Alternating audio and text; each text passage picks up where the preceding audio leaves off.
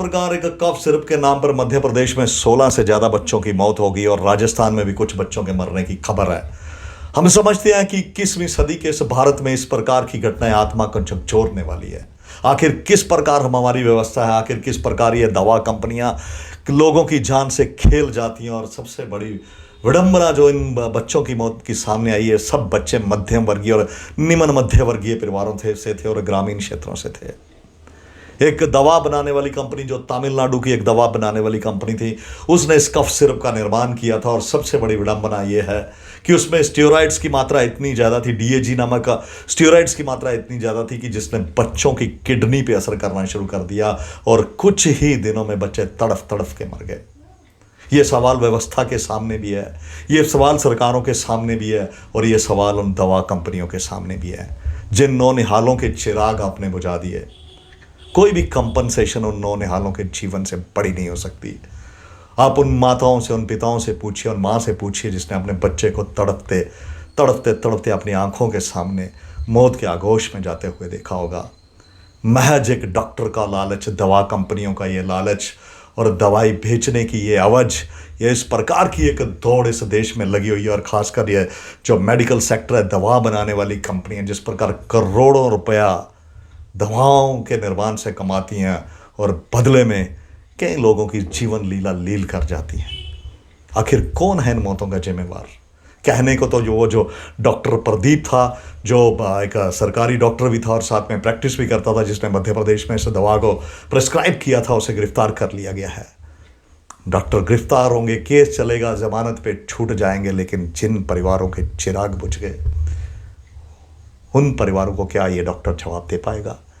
क्या ये जो दवा कंपनी जो तमिलनाडु में, जिसका हेडक्वार्टर है तमिलनाडु में, इस दवाओं का निर्माण करती है और इस प्रकार पूरे देश में अपने उस कफ सिरप की सप्लाई करती है, जिस प्रकार इन बच्चों की जान, चाहे मध्य प्रदेश या राजस्थान में नौनिहालों की जान इस दवा कंपनी ने ले ली है, आखिर कौन भरपाई करेगा? यह सवाल बड़ा गंभीर है साथियों। इसके ऊपर सरकार को भी चेतना होगा और हमारे जो इस देश के नीति निर्धारक हैं उन्हें भी चेतना होगा।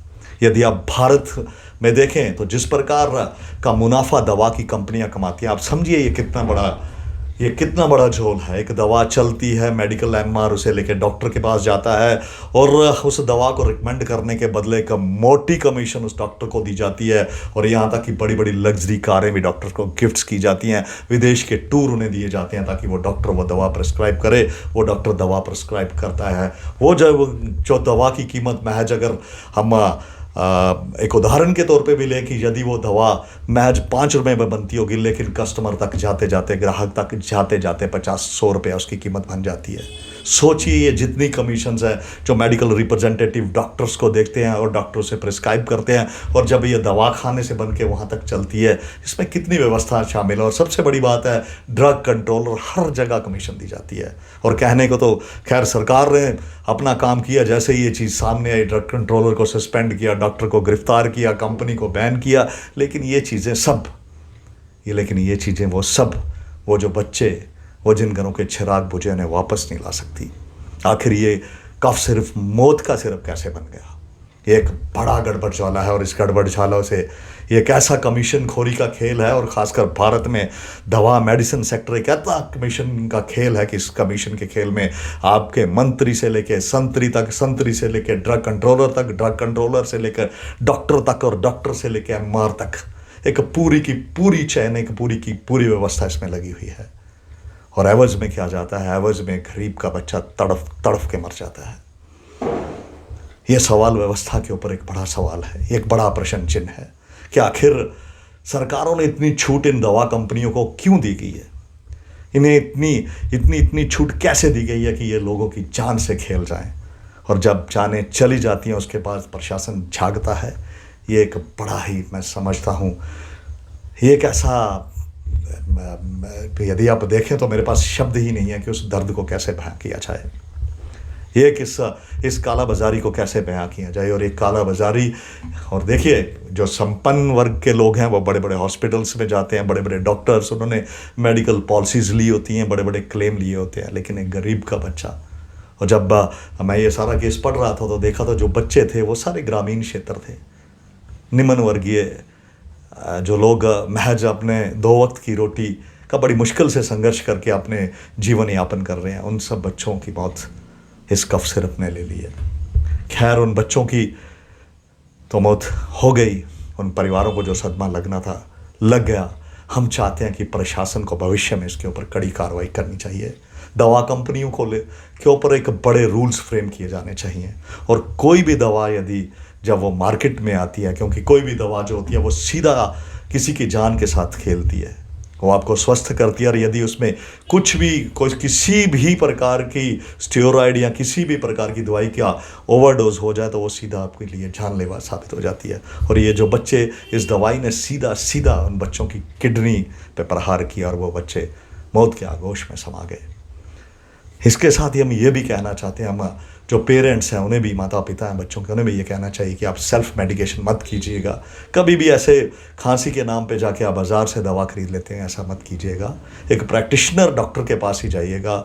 और सबसे बड़ी बात ये है कि ये बात तो हम कह सकते हैं, लेकिन जो एक दिहाड़ीदार है, एक मजदूर है, जब वो थका हारा घर पे आता है, बच्चे को बीमार देखता, तो वो सीधा जो गांव में या पड़ोस में जो दुकान होगा उसी के पास जाएगा, या जो स्वास्थ्य केंद्र है उसी के डॉक्टर के पास जाएगा। वो जो डॉक्टर या वही डॉक्टर इस दवाई का प्रिस्क्राइब करेगा।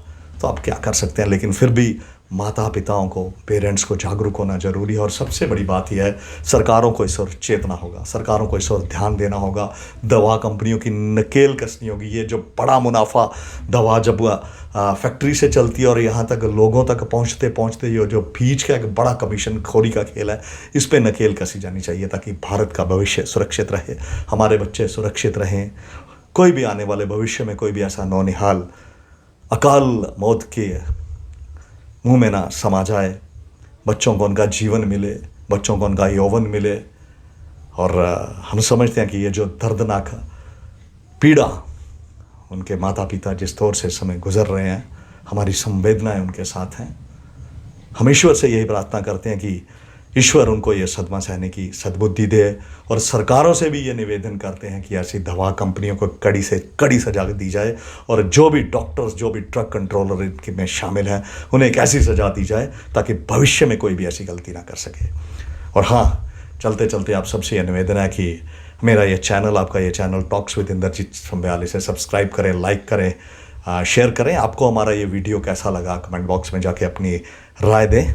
इन्हीं शब्दों के साथ आप सबसे विदा लेते हैं, और बिल्कुल अथाह मन में एक पीड़ा के साथ वो जो माता पिता, वो जो परिजन जिन्होंने इस हादसे में अपने बच्चों को खोया, हमारी संवेदनाएं उनके साथ हैं। ईश्वर के आगे यही प्रार्थना, उस परम पिता परमात्मा के आगे यही प्रार्थना है कि ईश्वर उन परिवारों को ये अथाह जो आघात हुआ है उन्हें सहने की शक्ति दे। इन्हीं शब्दों के साथ मैं आपसे विदा लेता हूँ। जय हिंद, वंदे मातरम, भारत माता की जय।